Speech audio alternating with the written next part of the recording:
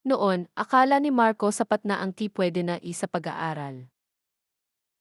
Madalas siyang magpasa ng kulang, mag-review sa huling minuto, at umasa na makakalusot lang. Isang araw, bumagsak siya sa isang mahalagang exam. Doon niya naramdaman ang bigat ng pagiging kampante. Hindi lang grado ang nawala, kundi ang tiwala niya sa sarili. Pero hindi siya sumuko. Unti-unti niyang binago ang sarili niya. Natutong magplano ng oras, magtanong kapag hindi naiintindihan ang leksyon, at magsikap kahit mahirap. Hindi naging madali ang proseso, maraming puyat, pagod at minsan ay pagdududa. Hanggang sa dumating ang araw na pumasa siya, hindi lang sa exam, kundi sa sarili niyang laban. Doon niya naintindihan, ang edukasyon ay hindi lang tungkol sa talino, kundi sa tiyaga, disiplina at paniniwala sa sarili.